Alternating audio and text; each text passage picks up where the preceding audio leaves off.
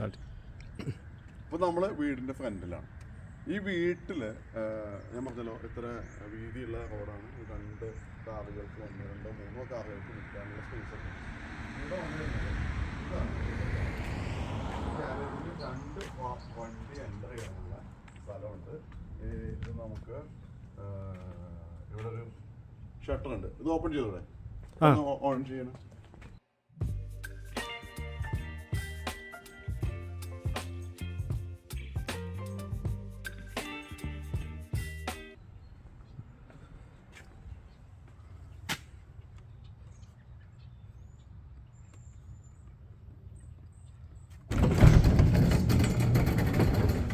Automatic ഷട്ടറാണ്.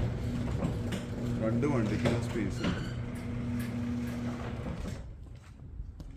ഇവിടുത്തെ ഈ garage എന്ന് പറഞ്ഞു കഴിഞ്ഞാൽ മിക്കവാറും എല്ലാ വീടുകളിലും ഗാരേജിനകത്ത് ഒരുപാട് സാധനങ്ങൾ സ്റ്റാക്ക് ചെയ്ത് വെച്ചിട്ടുണ്ടാവും. കാരണം വീട്ടിൻ്റെ ഉള്ളിലൊന്നും വെക്കാൻ പറ്റാത്ത ഒരുപാട് ഫർണിച്ചറും അതും ഇതൊക്കെ ഉണ്ടാവും. അതൊക്കെ സ്റ്റാക്ക് ചെയ്തിട്ട് എന്ത് ചെയ്യും, ഈ ഡോർ അടച്ചിടും. എന്നിട്ട് വണ്ടി മിക്കവാറും പുറത്തായിരിക്കും. ഇപ്പൊ നമ്മുടെ ഓളുടെ വീട്ടിലൊക്കെ വണ്ടികളൊക്കെ പുറത്താണ്, ഇതിൻ്റെ ഉള്ളിൽ നിറച്ച് സാധനമാണ്. പക്ഷെ ഇവിടെ അങ്ങനെയല്ല. ഇവിടെ വണ്ടിക്ക് നിൽക്കാനുള്ള സ്ഥലമുണ്ട് ആൻഡ് ബാക്കി സാധനങ്ങൾ സ്റ്റാക്ക് ചെയ്തിട്ടുണ്ട്. കുറച്ചുകൂടെ ക്ലിയർ ആയിട്ട് ഒരു ഗാരേജ് നന്നായിട്ട് മെയിൻറ്റെയിൻ ചെയ്തിട്ടുണ്ടെന്ന് പറയാം. കാരണം ഇത്രയൊക്കെ മെയിൻറ്റെയിൻ ചെയ്യുന്ന ഗാരേജുകൾ കുറവാണ്. അപ്പോൾ മലയാളം അതിനകത്ത് കുറച്ച് ശ്രദ്ധ കൊടുക്കുന്നുണ്ട്. ഇവിടെ എന്താണെന്ന് വെച്ചാൽ എല്ലാ പണികളും പുറത്തുനിന്ന് ആളെ വിളിച്ച് ചെയ്യിക്കുക എന്നുള്ളത് വലിയ ബുദ്ധിമുട്ടാണ്. കാരണം ഒരാൾക്ക് ഒരുപാട് കാശ് കൊടുക്കണം. അപ്പോൾ മിക്കവാറും പണികളൊക്കെ നമ്മൾ തന്നെ ചെയ്യണം, ഇവിടെ ഉള്ള ആളുകൾ തന്നെ ചെയ്യണം. അപ്പോൾ അതിന് വേണ്ട എല്ലാ ഇൻസ്ട്രുമെന്റ്സും അവർ മേടിച്ച് വെച്ചിട്ടുണ്ടാവും. ഇവരുടെ അടുത്ത് ലാഡർ ഉണ്ട്, 1, 2 ടൈപ്പ് ഓഫ് ലാഡർ ഉണ്ട്. വേറെ ലാഡർ ഞാൻ അവിടെ കണ്ടു. പിന്നെ ഷവൽസ് ഉണ്ട്. ഈ ഷവലൊക്കെ എന്തിനാന്ന് വെച്ചാൽ ഐസൊക്കെ ഉണ്ടാവുന്ന സമയത്ത് ഐസൊക്കെ റിമൂവ് ചെയ്യാനൊക്കെ നമുക്കിത് വേണം. കാരണം ഐസ് സ്നോ ചെയ്യുന്ന സമയത്ത് ഇതിന്റെ പുറത്ത്, ഈ ഗാരേജിന്റെ പുറത്ത് ഏകദേശം 3 അടി 4 അടിയൊക്കെ ഹൈറ്റിൽ ഇത് വരും. അപ്പൊ പലപ്പോഴും നമ്മള് സ്നോ മൂവർ എന്ന് പറഞ്ഞ മെഷീൻ ഉണ്ട്. അതുണ്ടെങ്കിൽ അതോ മെഷീൻ കൊണ്ട് നമ്മൾ ഓടിച്ചിട്ട് മൂവ് ചെയ്യണം. അല്ലെങ്കിൽ നമ്മൾ സ്വന്തം അധ്വാനിക്കണം. അതും ഈ നല്ല ടെമ്പറേച്ചർ, സബ്-സീറോ ടെമ്പറേച്ചർ എന്ന് പറഞ്ഞാൽ -15, -10 കയ്യിൽ ഗ്ലൗസ് ഇട്ടിട്ട് ഈ ഷവലുകൊണ്ട് ഈ ഐസ് ഇങ്ങനെ മാറ്റുക എന്ന് പറയുമ്പോൾ TV കാണാൻ നല്ല രസമാണ്. സ്വന്തമായിട്ട് ചെയ്തു നോക്കണം. ഒരു 5 മിനിറ്റ് വർക്ക് ചെയ്യുമ്പോഴേക്കും നമ്മൾ അടിക്കും. അപ്പൊ നല്ല അധ്വാനമാണ്. പക്ഷെ അത് ചെയ്യാതെ വണ്ടിയിട്ട് പുറത്തേക്ക് ഇറങ്ങാൻ പറ്റില്ല. അപ്പോ ഇങ്ങനെയുള്ള ഈ സംഭവങ്ങള് അവിടെ അതാണ് അത് ലോൺ മൂവ് അല്ലേ, ഇത് സ്നോ ബ്ലോവർ. Snow blower. ഈ സ്നോ ബ്ലോവറിന്റെ ഇവിടെ, ഈ സ്നോ ബ്ലോവറിന്റെ ഡീറ്റെയിൽ കാണാം നിങ്ങൾക്ക്. ഇതാണ് സ്നോ ബ്ലോവർ. അതിന്റെ അടിയിലേക്ക് കാണിച്ചോളൂ കേട്ടോ. അത് സ്നോനെ കട്ട് ചെയ്ത് ഇതിന്റെ ഉള്ളിലേക്കൂടെ എടുത്ത് ഇതിലെ ബ്ലോ ചെയ്യും പുറത്തേക്ക്. അപ്പോൾ ഈ സ്നോ ബ്ലോവർ ഉപയോഗിച്ചിട്ടാണ് അവർ ഈ സ്നോനെ പുറത്തേക്ക് ബ്ലോ ചെയ്യുക. ഈ മെഷീനൊക്കെ നമ്മുടെ അടുത്ത് വേണം. അതുപോലെ ഞാൻ പറഞ്ഞത് ലോൺ കട്ട് ചെയ്യാൻ ലോൺ മൂവർ ഉണ്ട്. ഇതൊക്കെ എല്ലാ മെഷീനും നമ്മുടെ അടുത്തുണ്ടെങ്കിൽ മാത്രമാണ് ഇവിടെ ജീവിക്കാൻ പറ്റുള്ളൂ. ഇവിടെ ജീവിക്കുക എന്ന് പറയുന്നത് ശരിക്കും പറഞ്ഞാൽ നല്ലൊരു ചാലഞ്ചാണ്. നമ്മുടെ വീട്ടിലെ മാതിരി അല്ലെങ്കിൽ നമ്മളിപ്പോൾ ഇവൻ ദുബായിൽ പോലെ ഈസി ആയിട്ടുള്ള കാര്യങ്ങൾ കുറവാണ്. എല്ലാത്തിനും അധ്വാനമുണ്ട്, മെഷീനുണ്ട്, ഒക്കെ ഉണ്ട്. പക്ഷെ എന്താണ് പിന്നെ മനുഷ്യരെ ഇവിടെ ജീവിക്കാൻ പ്രേരിപ്പിക്കുന്നത്? അത് വലിയ പോയിന്റാണ്. ഇവിടെ ജീവിക്കാൻ പ്രേരിപ്പിക്കുന്നത് തീർച്ചയായും നമ്മളെ അട്രാക്ട് ചെയ്യുന്ന ഒരുപാട് സംഗതികളുണ്ട്. അതിലൊരു സംഗതിയാണ് ഈ ലിവിങ് സ്പേസ് വിധാനിച്ചിരിക്കുന്ന രീതി, അതിനെ പരിപാലിക്കുന്ന രീതി, അതുമായിട്ട് ജനങ്ങൾ മുന്നോട്ട് പോകുന്ന രീതി. ജനങ്ങൾ പരസ്പരം ഒരുപാട് റെസ്പെക്ട് ചെയ്യുന്നുണ്ട്. നമ്മൾ പറയുമ്പോൾ നമ്മുടെ നാട്ടിൽ പറയുമ്പോൾ എപ്പോൾ പറയുമ്പോൾ അവർ അമേരിക്കൻ യാങ്കികൾ അങ്ങനെയാണ്, മറ്റേതാണ് മറിച്ചാണ്. നമ്മുടെ കേരളത്തിൻ്റെ, ബാക്കിയുള്ള ഞാൻ പറയുന്നില്ല, കേരളത്തിൻ്റെ ഒരു മനസ്സെന്ന് പറഞ്ഞു കഴിഞ്ഞാൽ കേരളീയർ ജീവിക്കുന്ന ഒരു സ്റ്റാൻഡേർഡ് ഉണ്ട്. അതാണ് ആക്ച്വൽ ശരിയായ സ്റ്റാൻഡേർഡ്. അതിന് മേലുള്ളതൊക്കെ എന്തോ പാപമാണ്, ഒരു സിന്നാണ്. അതായത് ഇഫ് നമ്മുടെ നാട്ടിൽ തന്നെ ഒരുത്തൻ വലിയൊരു വീടൊക്കെ വെച്ച് അപ്പോൾ നമ്മളോട് വന്നിട്ട് അവൻ്റെ ഒരു വീട്, അപ്പോൾ സത്യം പറഞ്ഞാൽ അവൻ ആ വീട് വെക്കാൻ 2 കോടി ഉറുപ്പിക ചിലവാക്കിയിട്ടുണ്ടെങ്കിൽ അതിൽ 1 കോടി ഉറുപ്പികക്ക് സാധനം മേടിച്ചിട്ടുണ്ടാവും. 1 കോടി ഉറുപ്പിക അവൻ അവിടുത്തെ എംപ്ലോയീസിന് ഈ വീട് ഉണ്ടാക്കാൻ വേണ്ടിയിട്ട് കഷ്ടപ്പെട്ട പണിക്കാർക്ക് കൂലിയായിട്ട് കൊടുത്തിട്ടുണ്ടാവും. അത് കേരളത്തിലാണെങ്കിലോ ഇന്ത്യയിൽ എവിടെ കൊടുക്കണേക്കാട്ടും കൂടുതൽ കൂലി കേരളത്തിൽ കൊടുക്കും. അത്രയും കൂലി കൊടുത്തിട്ടാണ് അവൻ ആ വീട് അവിടെ പണിതിട്ടുള്ളത്. അപ്പോൾ അവൻ അധ്വാനിച്ച പൈസ എടുത്ത് നാട്ടിലേക്കുള്ള ജനങ്ങൾക്ക് കൂലിയായിട്ട് ആ പൈസ കൊടുത്ത് ആണ് ആ വീട് വെച്ചത്. സത്യം പറഞ്ഞാൽ അയാൾ റെസ്പെക്റ്റ് ചെയ്യണം നമ്മൾ. അതിന് പകരം നമ്മുടെ ഒരു മനസ്സെന്തായിരിക്കും, അവരുടെ വീട് എന്നുള്ളത്. ഞാൻ ആരെയും കുറ്റപ്പെടുത്തുന്നതല്ല, നമ്മളൊക്കെ പഠിച്ചു വളർന്നിട്ടുള്ള സമയത്ത് എല്ലാവരുടെ മനസ്സിലേക്ക് പ്ലാൻ ചെയ്യപ്പെട്ടിട്ടുള്ള ഒരു സംഗതി അതാണ്. അപ്പോൾ അതിൽ യാതൊരു മാറ്റമില്ല, അത് അങ്ങനെയാണുള്ളത്. നമുക്ക് എപ്പോഴും ഒരു if someone is rich he's Sinner എന്നുള്ള ഒരു തോന്നല് നമ്മുടെ മനസ്സിൽ എങ്ങനെ പ്ലാൻ ചെയ്യപ്പെട്ടിട്ടുണ്ട്. ഒരാളും അങ്ങനെയല്ല, എല്ലാവരും അവരുടെ അധ്വാനം കൊണ്ടാണ്, ആ അധ്വാനത്തിന്റെ ഫലത്തിലാണ് അയാളുടെ ഫെസിലിറ്റീസ് കണ്ടെത്തുന്നത്. അപ്പോൾ ഇവിടെ പക്ഷെ അത്തരത്തിലല്ല. ഇവിടെ ഒരാൾ റിച്ച് ആണെങ്കിലും പൂർ ആണെങ്കിലും it's not a sin or it's not a mistake. ഒരാൾ പൂർ ആണെങ്കിലും ഇറ്റ്സ് നോട്ട് എ മിസ്റ്റേക്ക്. അവർ ആ ബാക്കിലെ തടാകത്തിലേക്ക് പോകണം. അവർ ആ അരയന്നങ്ങൾ പോകുന്നുണ്ട്. ആ അരയന്നങ്ങൾ ആരും വെടിവെച്ച് പിടിക്കാനോ ഒന്നും പോകുന്നില്ല. കാരണം അതായത് പരിപാടിയില്ല. കാരണം എല്ലാ പേഴ്സണും ഇവിടെയുള്ള ഓരോരുത്തരും അവരുടെ റെസ്പോൺസിബിലിറ്റി എന്താണെന്ന് തിരിച്ചറിഞ്ഞ ആളുകളാണ്. അങ്ങനത്തെ ആൾക്കാർക്ക് ഇവിടെ താമസിക്കാൻ പറ്റുള്ളൂ. നമ്മൾ റോഡിലൊക്കെ വണ്ടി ഓടിക്കുമ്പോൾ ഒരാൾ റോഡ് ക്രോസ് ചെയ്യാൻ വേണ്ടി നിൽക്കുന്നുണ്ടെങ്കിൽ വണ്ടി ഒരു 10 മീറ്റർ ദൂരെ നിർത്തിയിട്ട് ആളോട് ക്രോസ് ചെയ്യാൻ പറയും.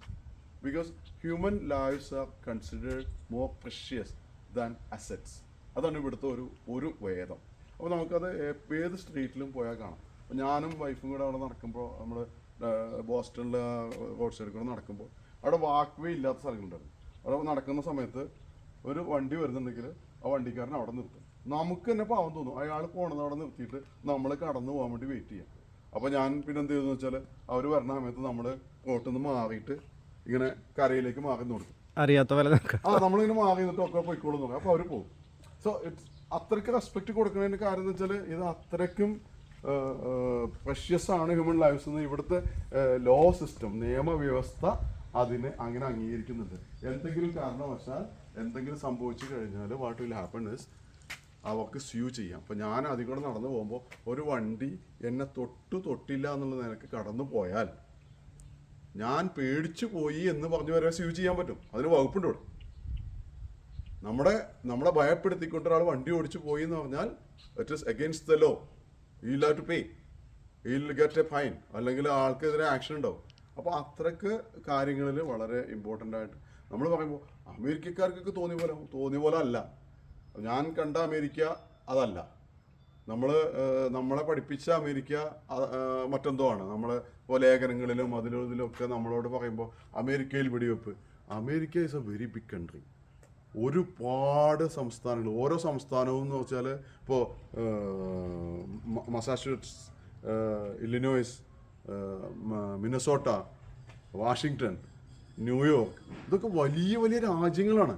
ഈ രാജ്യങ്ങളുടെ ഒരു വലിയ കോൺഫെഡറേഷനാണ് ഈ അമേരിക്ക എന്ന് പറയുന്നത്. അതുകൊണ്ടാണ് അമേരിക്കൻ ഐക്യനാടുകൾ എന്ന് പറയുന്നത്. പക്ഷെ അത് നമ്മുടെ നാട്ടിലിരുന്ന്, കേരളത്തിലിരുന്ന് നമ്മൾ ചെറിയ കണ്ണുകൊണ്ട് നോക്കി അത് കാണാൻ പറ്റില്ല, തീർച്ചയായും കാണാൻ പറ്റില്ല. ഇവിടെ വന്ന് ഓരോ സംസ്ഥാനങ്ങളുടെ വലിപ്പം നമ്മൾ ഓരോ നാടുകളുടെ വലിപ്പം നമ്മൾ മനസ്സിലാക്കണം. ഇപ്പോൾ മിനസോട്ടയിലെ മെയിൻ ആക്ടിവിറ്റി എന്ന് പറഞ്ഞാൽ കൃഷിയാണ്. പക്ഷെ നമ്മൾ പോകുന്നവർക്കൊന്നും കൃഷി കാണില്ല. കൃഷി ആയിരക്കണക്കിന് ഹെക്ടർ ഭൂമിയിലാണ് ഓരോരുത്തരും കൃഷി ചെയ്യുന്നത്. ചിലർ 500 ഏക്കർ, ചിലർ 200 ഏക്കർ. അവർക്ക് അതിനായിട്ട് പുറത്തുനിന്ന് ആളെ വിളിച്ചിട്ട് നമ്മൾ ബംഗാളികൾ വന്നിട്ട് കൊയ്താലേ നമുക്ക് കൊയ്യാൻ പറ്റുള്ളൂ എന്നുള്ള അവസ്ഥയില്ല. അവർ ആ സെറ്റ് തന്നെ ചെയ്തിരിക്കുന്നത് അങ്ങനെയാണ്, അവർക്ക് ചെയ്യാൻ പറ്റും. അപ്പോൾ ഒരു കൃഷി സ്ഥലത്ത് നമ്മൾ പോകുന്നുണ്ടെങ്കിൽ നമ്മൾ കാണിച്ചു തരാം. അതിനകത്ത് അടിയിൽ കമൻ്റ് ആയിട്ട് ഇടാം, ലിങ്ക് ഇട്ടുതരാം, നിങ്ങൾ കണ്ടോളൂ. അതായത് ഒരു 500 ഹെക്ടർ ഭൂമിയിലാണ് കൃഷി ചെയ്യുന്നത്. അയാൾക്ക് ഒരു 4-5 ട്രക്കുകൾ ഉണ്ടായിരിക്കും, കൊയ്ത്ത് മെഷീൻ ഉണ്ടായിരിക്കും, ആ മെഷീൻ ഉണ്ടായിരിക്കും, നടൽ മെഷീൻ ഉണ്ടായിരിക്കും, ഒക്കെ ഉണ്ടാവും. അതൊക്കെ അവരും ഫാമിലി തന്നെ റൺ ചെയ്ത് വിത്തിടുന്നു, അതിന് വളമിടുന്നു, കൊയ്യുന്നു. നമ്മൾ യൂട്യൂബിൽ അടിച്ചാൽ ഹാർവെസ്റ്റിംഗ് അടിച്ചു നോക്കിയാൽ കാണാം അങ്ങനത്തെ സ്ഥലത്ത്. അതൊക്കെ സ്വന്തം ആ കൃഷിക്കാർ തന്നെയാണ് പണി ചെയ്യണത്, അല്ലാണ്ട് പുറത്തുനിന്ന് വിളിച്ചിട്ടല്ല. ഇവിടുത്തെ എല്ലാ കാര്യങ്ങളും അങ്ങനെയാണ്. ഇപ്പോൾ നമ്മൾ ഇനി അകത്തേക്ക് പോവാം, വീട്ടിലേക്ക് പോകുമ്പോൾ ഇത് മറ്റു പല വീടുകളിലും ഇങ്ങനെ ഉണ്ടാവില്ല. പക്ഷെ ഇവിടെ മിനസോട്ടയിലെ വീടുകളിൽ ഇങ്ങനെ ഒരു സിറ്റിംഗ് സ്പേസ് പുറത്തുണ്ട്. കാരണം ഇവിടെ കുറച്ചുകൂടെ നല്ല കാലാവസ്ഥ, അതായത് ഹാഷ് വെതർ, അത് മൈനസ് ആവട്ടെ പ്ലസ് ആവട്ടെ, ആ ഹാഷ് വെതർ ഉണ്ടെങ്കിൽ കൂടി കുറേ സമയം ഒരു 4 മാസം 5 മാസത്തോളം ഒരു നോർമൽ ടെമ്പറേച്ചർ കിട്ടും. അപ്പോൾ അവർക്ക് പുറത്തിരുന്നിട്ട് ചായ കുടിക്കാനും വർത്താനം പറയാനൊക്കെ ഉള്ള ഒരു സ്പേസ് ഈ വീടുകളിലൊക്കെ ഉണ്ട്. ഇത് സ്റ്റോൺ ക്ലാഡിംഗ് ആണ്. വീടിന് ഒരു ബെൽ വെച്ചിട്ടുണ്ട്. ആ ബെല്ല് വിത്ത് ക്യാമറയാണ്. ഇവിടെ ഒരുപാട് ഓട്ടോമാറ്റിക് സിസ്റ്റംസ് വർക്ക് ചെയ്യുന്നുണ്ട്. വീട് വളരെ സിമ്പിളാണ്. ഇതാ ഒരു ഗ്ലാസ് ഡോർ പുറത്തേക്ക് ഓപ്പൺ ചെയ്യുന്നു, അതുപോലെ ഒരു ഗ്ലാസ് ഉള്ള ചെറിയ ഒരു ഡോർ അകത്തേക്ക് ഓപ്പൺ ചെയ്യുന്നു.